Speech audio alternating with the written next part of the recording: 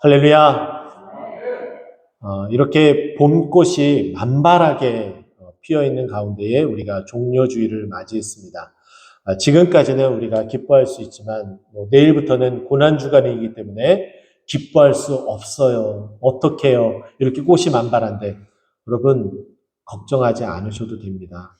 주님께서 고난받으신 것은 우리가 이 모든 것들을 다 누리라고 우리에게 허락하셨습니다. 하지만은 우리가 우리 마음 가운데 내가 받아야 될 그 고난을 우리 주님께서 대신 지셨다는 것을 늘 매일 평생 기억하며 살아가야 된다는 거죠. 고난주간만 돼서 특별하게 그렇게 기억하는 것은 그리스도인이 그 구원에 대한 감격으로 살아가는 방법이 아니라 저는 생각되어집니다. 그래서 여러분들이 정말 많은 것들을 누리고 또 감사하면서 또 예수님의 그 고난이 내가 당해야 될 고난임을 묵상하는 여러분이 되었으면 좋겠습니다. 요한복음은 다른 복음서와 달리 예수님의 마지막 일주일을 매우 길게 기록하고 있습니다. 요한복음 12장, 우리가 오늘 읽은 이 본문 바로 앞장 12장 1절 말씀을 보게 되면 유월절 엿새 전에 예수께서 베다니에 이르시니 라고 이야기하면서 예수님의 마지막 일주일을 우리에게 소개해 주기 시작하고 있습니다. 그리고 나서 요한복음 12장 12절 말씀 보면은 그 이튿날이라는 표현이 나오게 됩니다. 그 바로 다음 날을 이야기를 하죠. 그러면 이제 유월절이 이제 5일밖에 남지 않은 상황입니다. 그날 우리 예수님께서 예루살렘 성에 입성하는 장면이 우리에게 소개가 되어집니다. 바로 그것을 기념하는 날이 바로 종려주일이죠. 근데 예수님께서 이렇게 입성하지만 예수님의 그 입성은 이스라엘 백성들이 그렇게 환영했던 것은 영적인 구원, 자신들의 그 영의 구원을 위한 예수님의 이 땅에 오심을 열렬히 환영한 것이 아니라 이스라엘이 속박되어지고 그리고 나라를 잃어버린 그 로마에 항거하여서 그 나라를 되찾고자 하는 정치적인 메시아를 바라는 마음 가운데에 그렇게 열렬히 환영했던 것 우리는 기억할 겁니다. 예수님은 진정한 환영 가운데 있지 못하고 그렇게 씁쓸하게 예루살렘 성에 입성하셨죠. 예루살렘 성에 입성하시 그 이후에 이제 유월절에 거의 다다라서 이제 오늘 본문의 이야기가 시작이 되어집니다. 예수님이 이 땅에 오신 이 목적, 요한복음을 쓴 목적은 제가 여러분들에게 여러 번 말씀드렸던 것처럼 20장 31절 말씀에 이렇게 기록이 되어지죠. 예수님이 하나님의 아들 그리스도인 것을 어떻게 해요? 믿게 하려고 이것을 기록을 하였고 또 그 믿음으로 말미암아 생명을 얻게 하기 위해서 이것을 기록했다라고 우리에게 말해주고 있습니다. 그러면 오늘 이 기록도 당연히 예수님이 하나님의 아들인 것과 그리고 메시아 그리스도인 것을 믿게 하려고 기록한 것이고 또 우리가 그것을 믿게 됨으로 믿음으로 말미암아 생명을 얻는 자로서 살아갈 수 있게 해주신다는 거죠. 오늘 본문 말씀 보니 예수님께서 유월절 전에 이제 예수께서 세상을 떠나 아버지께로 돌아갈 때가 이른 줄 아셨다라고 말씀하고 있습니다. 모든 것들, 모든 일들 가운데에 하나님은 다 인지하고서 움직이고 계셨다는 거예요. 그러면 예수님이 진정 이 땅에 무엇을 위해서 오셨는지 오늘 본문 말씀은 우리에게 무엇을 말씀하고 있는지 세 가지를 여러분들에게 함께 나누고자 합니다. 첫 번째는 예수님이 이 땅에 오신 목적은 우리를 사랑하기 위해서예요.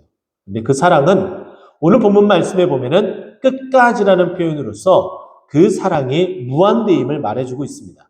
한편으로는 이 끝까지라는 이 표현이 제한적인 언젠가는 그 끝이 다다라서 더 이상 그 사랑이 전달되지 않은 것처럼 느껴지고 있습니다. 하지만 그렇지 않죠. 예수님의 이 끝까지 사랑한다는 것은 영원토록이라는 그 내용을 포함하고 있습니다. 여러분 보세요. 예수님께서 우리를 사랑하셔서 십자가에 못 박혀 돌아가셨습니다. 그러면 그것으로 끝난 것처럼 보이지만은 그것이 끝이 아니라는 거예요. 예수님께서 십자가에 못 박혀 돌아가시고 우리가 잘 알고 있는 것처럼 부활하셨습니다. 할렐루야. 부활하신 예수님께서는 우리가 사도신경에 고백하는 것처럼 예수님은 하나님 보좌 우편에 계세요. 그 천국에 계신다는 거죠. 근데 우리가 이 땅 가운데 살아갈 때 이 땅에서 그 예수님의 사랑을 받고 살아가는 것은 이 땅에 한정적으로 되어져 있습니다. 모든 사람은 다 그 죄로 말미암아 죽게 되어져 있어요. 그러면 그것으로 모든 것이 다 끝나고 죽음 이후에는 심판이 다다르게 되어집니다. 예수 믿는 자는 구원으로, 생명으로 천국에 이르게 되고, 예수 믿지 않는 자들은, 그 이름을 믿지 않는 자들은 지옥으로, 불심판으로 그 생을 이제 그렇게 이어가게끔 되어져 있습니다. 우리의 이 땅의 그 삶은 이것이 끝이 아니다라고 우리에게 정확하게 말해주고 있습니다. 우리를 어떻게 하기 위해서 끝까지 사랑하느냐? 이 땅에서 우리와 사랑하고 그 연결 맺은 그 사랑을 저 천국에서도 계속해서 이어가기 위해서 우리를 위해 이 땅에 오셨다는 거예요. 우리를 위해서 이 땅에 오셔서 우리를 사랑하셔서 우리를 구원하기 위해서 친히 십자가에 못 박혀 돌아가셨다는 거죠. 예수님의 그 사랑은 자기 자신을 다 내어놓으신 사랑이었습니다. 그 사랑을 여러 가지 표현으로 나눠볼 수가 있겠죠. 사랑에는 분명한 대상이 있습니다. 형제를 사랑하게 되면 헬라어로 우리는 그 사랑을 필로스라고 표현을 합니다. 또 가족 간의 사랑이 있습니다. 가족 간에 서로 뜨겁게 사랑해서 서로 섬기고 또 서로 보다듬고 서로 위로하고 격려를 하게 되죠. 이 사랑을 헬라어로는 스톨게라고 표현을 하고 있습니다. 또 뿐만 아니겠죠. 이성 간에 서로 사랑해서 육체적인 사랑까지 나아가는 그것을 에로스라고 표현을 합니다. 우리가 잘 알고 있는 하나님의 그 사랑은 하나님의 그 사랑, 어디에다 견줄 수 없는 하나님만이 가지고 있을 수 있는 우리에게 줄 수 있는 그 영원한 사랑을 아가페라고 표현을 하고 있습니다. 하나님의 그 사랑을 오늘 이 본문 속에서 나타나는 그 사랑은 하나님의 사랑, 아가페라라고 말씀드릴 수 있죠. 근데 그 아가페 사랑, 하나님이 주권적으로, 주도적으로 그 사랑을 하되 그 사랑의 대상이 있는데 그 대상이 누구예요? 바로 우리라는 거죠. 오늘 말씀 보니까 이렇게 이야기해요. 세상에 있는 자기 사람들을 사랑하시되라고 말씀하고 있어요. 자기 사람들이라는 것은 하나님께서 우리를 자기 것으로 소유를 삼아 주셨다라고 말씀합니다. 우리는 다른 어떤 누구의 것이 아니라 누구의 것이라는 거예요? 하나님의 것이라는 거예요. 우리가 하나님의 것이 되어서 하나님은 우리를 위해서 자기 것이기 때문에 아낌없이 모든 것들을 다 내어줄 수 있다는 거예요. 심지어는 자신의 목숨마저도 내어놓을 수 있는데 그것을 무엇이라고요? 하나님의 사랑이라고 표현을 합니다. 하나님은 그 사랑을 위해서 이 땅에 오셨어요. 그 목적을 가지고 오셨다는 거죠. 근데 그 사랑이 언제까지요? 오늘 성경에는 끝까지라고 표현되어 있는데 그 사랑은 영원토록 변함없이 우리를 사랑해 주신다는 거예요. 우리가 배반하는 일들도 있습니다.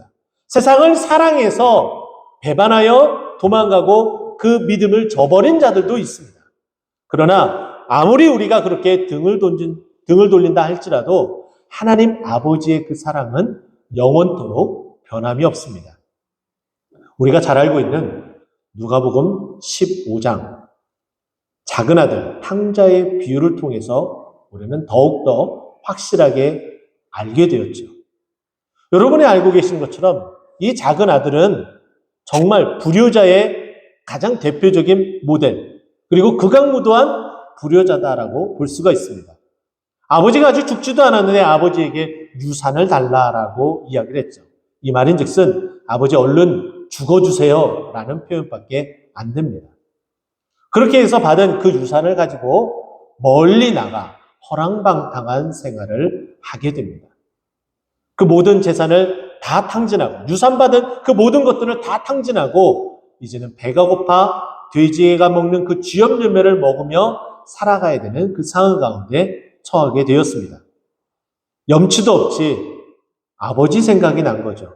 그 집에 돌아가면 내가 입을 옷과 그리고 풍족하게 먹을 수 있는 것, 그것이 생각났습니다. 참 염치도 없습니다. 그런데 그 염치 불구하고 다시 아버지께로 가고자 결심을 하게 되죠. 그 아버지께로 돌아가고자 이제 그 발걸음을 옮기기 시작했습니다.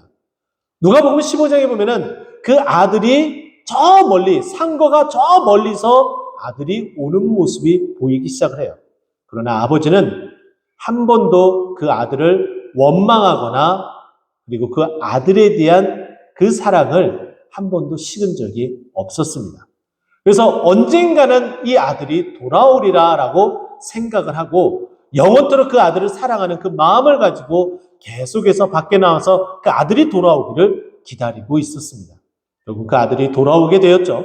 그 아들이 돌아오자마자 이 아버지는 죽었다 다시 살아난 그 아들을 기뻐하며 잔치를 배설하고 그 아들을 뜨겁게 안아주는 모습을 우리는 볼 수가 있습니다. 우리 하나님 아버지께서는 우리를 이렇게 사랑하시되 우리가 배반할지라도 우리를 끌어안아서 사랑해 주고 계신다는 거예요. 우리가 잘 알고 있는 로마서 5장 8절 말씀에도 우리가 원수 되었을 때 우리를 하나님 아버지께서 사랑하셨다. 그래서 그 사랑을 확증하셨다라고 말씀하고 있습니다. 우리가 원수가 되어서 배반할 때에도 우리를 변함없이 사랑하신 그 하나님의 사랑이 오늘 말씀 가운데 이렇게 표현하고 있죠. 끝까지 사랑하신다. 자기의 백성을, 자기 사람을 세상에 두면서도 하나님 아버지께서는 그 사람들을 사랑하시되 끝까지 영원토록 사랑하기 위해서 이 땅에 오셨다라고 말씀합니다. 그 사랑이 제자들에게 그리고 이때 당시에 해당되는 그 사람들에게 국한되어진 것이 아니라 지금 그 사랑은 우리에게까지 미쳐주는 줄 여러분 믿으시기 바랍니다. 그 사랑이 영원토록 변함없이 이어져서 우리가 천국에 이르러 그 주님과 함께 그 천국에서도 그 사랑을 받으며 영원토록 그분을 찬송하며 있게 되는 줄 여러분 믿으시기 바랍니다. 두 번째는 하나님께서 예수 그리스도를 이 땅에 보내신 그 목적은 무엇이냐면은 하나님의 그 섭리를 위해서 이 땅에 보내주셨다는 거예요.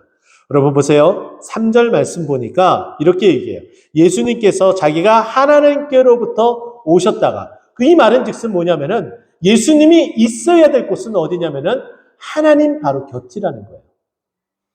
그래서 빌립보서 2장 말씀 보게 되면은 예수 그리스도는 하나님과 동등됨을 취할 것으로 여기지 아니하시고 이 땅에 오셨다라고 이야기를 해요.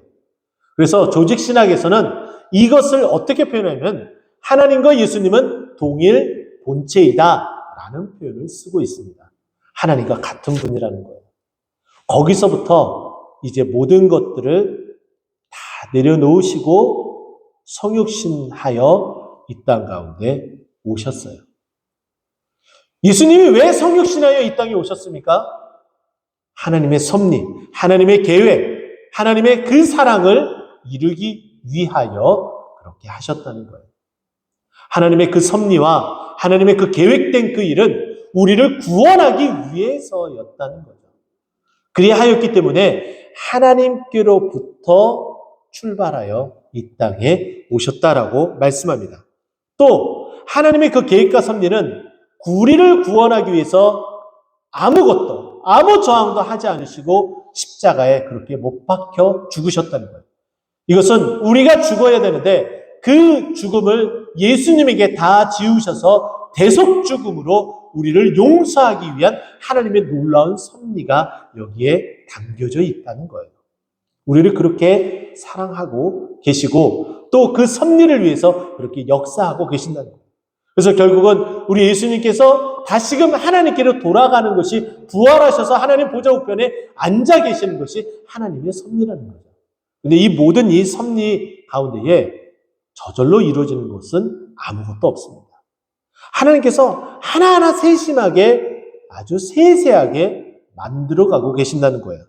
2절 말씀을 보세요. 이 말씀이 그냥 있는 것이 아닙니다. 마귀가 벌써 시몬의 아들 가룟 유다의 마음에 예수를 팔려는 생각을 넣었더라. 가룟 유다가 예수를 팔아야지만 예수님께서 십자가에 가는 길이 하나둘씩 이루어지는 그 과정 가운데 있는 거예요.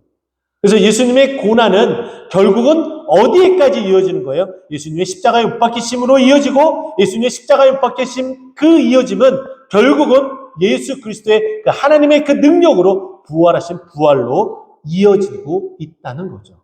이것이 바로 하나님의 섭리라는 거예요. 하나님의 섭리는 정말 놀랍습니다. 우리가 하나님을 의지하고 하나님을 따라갈 수밖에 없도록 만들고 있다는 거예요. 잠언 7장 17절 말씀 보게 되면은 우리에게 이렇게 증언을 합니다. 형통한 날에 기뻐하고 공고한 날에 되돌아보아라. 여러분 보세요. 형통한 것과 공고한 것, 이것이 우리에게 계속 교차되지 않습니까? 그래서 전도서 7장 14절은 이 말씀 뒤에 이어서 이렇게 표현하고 있어요. 이 두 가지가 하나님이 병행하게 하사라고 되어져 있어요. 형통한 것과 그리고 공고한 것이 계속해서 병행하도록 하셨다라고 우리에게 말씀합니다. 이것이 섭리예요. 그래서 우리에게 지금 고난이 있다, 육신의 질고가 있고 재정적인 어려움이 있고 또 뿐만 아니라 사람과의 관계가 틀어지고 힘들어지고 어려워질 그 모든 것들, 이런 공고들도 하나님이 허락하신 섭리 가운데 있다는 거예요. 이것을 병행하셨다는 거예요. 왜요? 형통한 것이 얼마나 감사한 제목인지 깨닫게 하기 위함이고, 그 공고한 것을 이겨낼 수 있도록 또 견딜 수 있도록 너에게 힘을 주고 능력을 주는 분이 누구인지 알게끔 하시는 것이 하나님의 섭리라는 거죠. 그래서 마지막에 보면은 전도서 7장 14절 마지막에 보면 사람이 그 장래의 일을 능히 헤아려 알지 못하게 하셨느니라. 그래서 우리가 이와 같이 병행하게 하셔서 무슨 일이 우리 앞에 펼쳐질지 아무도 모른다는 거예요.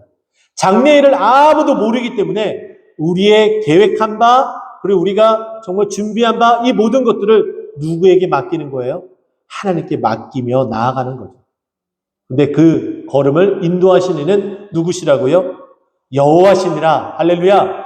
하나님의 섭리는 우리가 주님 앞에 모든 것들을 맡기고 의지하며 나아가길 원하신다는 거예요. 그 예수님이 그 섭리를 위해서 하나님으로부터 오셨고 또 하나님께로 돌아가고, 또 악한 일이지만 마귀 사탄을 그 계기를 오히려 역이용하여 예수님 십자가를 지시는 그 길까지 갈 수 있도록 가룟 유다를 이렇게 안 좋은 방향으로 활용하셔 하나님의 그 섭리, 그 계획을 이루고 계시는 것이 예수님이 이 땅에 오신 목적이라는 거예요. 이 섭리를 이뤘기 때문에 우리가 하나님의 그 섭리와 계획과 그 구원의 여정 가운데 들게 된 것을 믿으시고, 하나님의 섭리가 내 삶에 계속해서 공고한 일을 통하여서 또 형통한 일을 통하여서 이루어주시고 우리는 주님을 의지하며 나아가며 살아가겠습니다라고 고백하는 우리 모두가 되기를 간절히 축원드립니다. 마지막 세 번째는 예수님께서 이 땅에 오신 그 이유, 무엇을 위해서 오셨는지 우리가 살펴보면 예수님은 섬김을 위해서 오셨다는 거예요. 오늘 본문 말씀 보니까 이렇게 이야기를 하죠. 저녁 4절 말씀입니다. 저녁 잡수시던 자리에서 일어나 겉옷을 벗고 수건을 가져다가 허리에 두르시고라고 이야기를 합니다.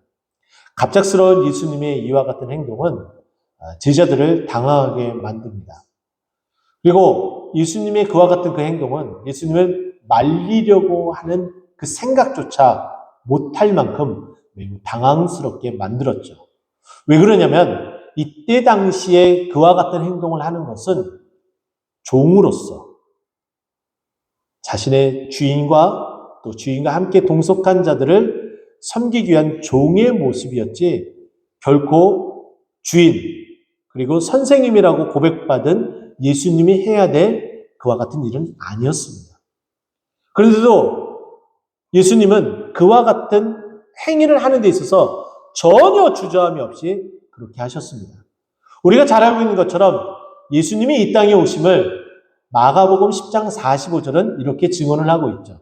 인자가 온 것은 섬김을 받으려 함이 아니라 도리어 섬기려 하고 많은 사람의 자기 목숨을 대속물로 주려 함이라라고 말씀하고 있어요.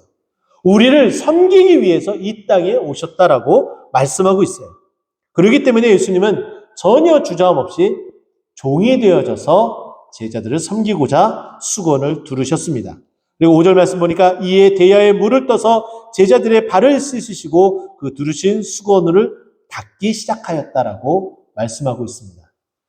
이때 이 팔레스타인 지역의 사람들의 어떤 풍습, 문화 환경들을 보게 되면 우리가 신고 있는 어떤 신발의 모습이 아니라 이 먼지들이 발에 언제든지 수북히 쌓일 수 있는 그런 환경과 또 그런 신발을 신고 살아왔습니다. 그래서 언제든지 밖에 외출하였다가 다시 집에 돌아가게 되면 어김없이 손과 발을 깨끗이 닦을 수밖에 없는, 특별히 오늘 이 식사 전이라면 더더군다나 그렇게 해야 되는 상황입니다. 자, 그런데 지금 이들의 모습을 보게 되면, 이 가옥부자나 여러 상황을 보게 되면은 이들은 이미 정결 예식을 통해서 손을 씻어서 먹을 준비를 다 하고 있는 상태였어요. 다만 이들이 살고 있는 집이 아니었기 때문에 신발을 벗지 않고 신발을 그 신은 상태에 그대로 있었다는 거죠. 그러니까 종으로 해야 될 그 일들을 예수님이 이제 직접 몸으로 나서서 이들을 위해 섬기고자 했습니다. 그랬더니 이것은 종이 해야 될 일들이었기 때문에 6절 말씀 보니 시몬 베드로의 그 반응이 이렇게 언급을 하고 있습니다. 시몬 베드로에게 이르되, 베드로가 이르되 주여 내 발을 씻으시나이까? 라고 묻는 거죠. 주님의 이 행동의 이 모습은 그 발을 씻기고자 하는 모습이었기 때문에 정말 이렇게 하시려고 하십니까? 사실입니까? 정말 이것은 아닌데 왜 그러시나요? 라는 뉘앙스의 질문이기도 했습니다. 그 질문을 받자마자 예수님께서 뭐라고 말씀하시냐면은, 예수께서 대답하여 이르시되 내가 하는 것을 내가 지금은 알지 못하나 이후에는 알리라라고 이야기를 하므로 지금의 이 상태와 앞으로 되어질 상태에 대해서 베드로에게 말씀하셨습니다. 여기에 예수님께서 베드로에게 하셨던 이 말씀, 이 알리다라는 이 표현이 동사가 2번 나오게 돼요. 우리는 크게 구분짓지 않고서 이 단어를 그냥 사용하고 봅니다. 하지만 헬라어 원문을 살펴보게 되면 이 두 단어가 상이한 것을 찾아볼 수가 있어요. 첫 번째 나타나는 내가 알지 못하나, 여기서 알지에 해당되는 이 단어는 원형이 에이도라는 단어를 사용하고 있습니다. 이것은 무엇이냐면은 이해하다예요. 왜 그런 행동을 하시는지 어떻다는 거예요? 베드로가 지금은 이해할 수 없는 상황이었기 때문에 이와 같은 질문을 한 거죠. 그것을 그대로 예수님은 내가 왜 이렇게 허리에다 수건을 두르고 너희 발을 씻기려고 하는지, 왜 이런 섬김의 모습 가운데 이와 같은 종의 모습으로 너희를 이렇게 대하고 있는지 지금은 이해하지 못하게 되지, 이렇게 말씀하고 있는 거예요. 자, 그런데 예수님이 이 사건 이후에 이제 마지막 기도를 하고 또 붙잡히시고 또 신문을 받으시고 고난을 받으시고 십자가를 지시고 십자가 밖에 돌아가십니다. 그리고 나서 예수님은 약속한 대로 3일 만에 부활하시죠. 할렐루야. 부활하시고 나서 40일 동안 제자들에게 나타나서 그 부활을 다 알려주고 또 복음의 소식 앞으로 어떻게 전개될지에 대해서 말씀하신 후에 하늘로서 약속하신 대로 승천하십니다.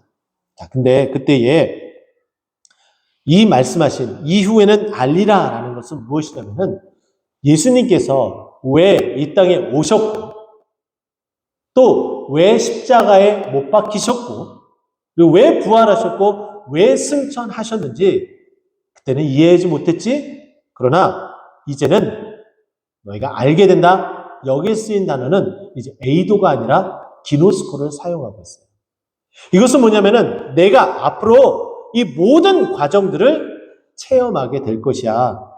네가 그냥 이해하고 그냥 듣고서 고개만 끄덕이는 상태가 아니라 십자가의 이 모든 사건이 너와 관계 있는 것으로 만들어질 것이야 라는 거예요.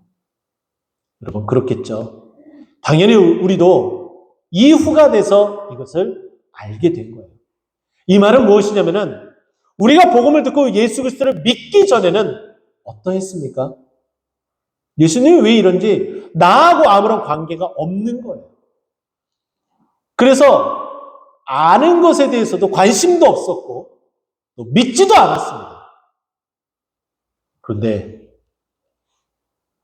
이 예수님의 십자가 사건이 내 사건이 되는 순간 예수님이 왜 그랬는지 더 알고 싶어지고, 또 뿐만 아니라 더 알고 싶어진 것에 더 나아가서 그 예수님과 깊은 교제를, 살아계셔서 교제하는 것이 아니라 말씀이 되신 그 말씀이 육신이 되어서 이 땅에 오신 그 예수님은 말씀으로 살아 역사하시기 때문에 그 말씀 가운데에 교제하는 겁니다. 말씀으로. 그러면 주님과의 깊은 관계를 통해서 어떻게 된다는 거예요? 더 주님을 알게 되는 거예요. 그것이 기노스코라는 단어를 사용하고 있는 거예요. 베드로에게 이렇게 말씀하신 거죠. 내가 그냥 이해하는 차원에서 벗어나서 이제 십자가 사건이 내 사건이 될 거야 라는 거예요. 그것을 알려주기 위해서, 그것을 체험하기 위해서 예수님은 우리를 섬기기 위하여 이 땅에 오셨다는 거예요. 예수님의 그 섬김이 이제는 베드로의 사건이 아니라, 성경 속에 벌어진 사건이 아니라 이제 나에게 직접적으로 와닿는 그 사건이 되어져서 우리도 알게 되어지는 겁니다. 할렐루야. 예수님의 섬김을 이와 같이 알게 되어져서 더 깊은 교제로 나아가 주님을 더 열심히 섬기는 저와 여러분 되길 간절히 축원드립니다. 이제 말씀을 정리하고자 합니다. 예수님이 이 땅에 오신 이유는 우리를 사랑하시되 영원토록 사랑하셔서 우리를 그 영원토록 사랑하기 위하여 저 천국에 두기 위해서 예수님이 이 땅에 오셨고요. 또 뿐만 아니라 예수님은 하나님의 우리의 구원의 계획, 그 섭리를 이루기 위해서 순종하여 이 땅에 오셨고, 마지막 우리 예수님께서 우리를 그 구원의 자리에 이르기까지 가기 위해서 몸소 자기의 몸을 다 내어주며 섬기기 위해서 이 땅에 오셨습니다. 예수님의 이 오심을 꼭 기억하고 사랑과 섭리, 섬김을 기억하고 이번 한 주간, 이 고난주간을 믿음으로, 은혜로 잘 지내시고 또 승리하여 부활주일 함께 만나 뵙는 우리 모두가 되기를 간절히 축원드립니다. 기도하겠습니다.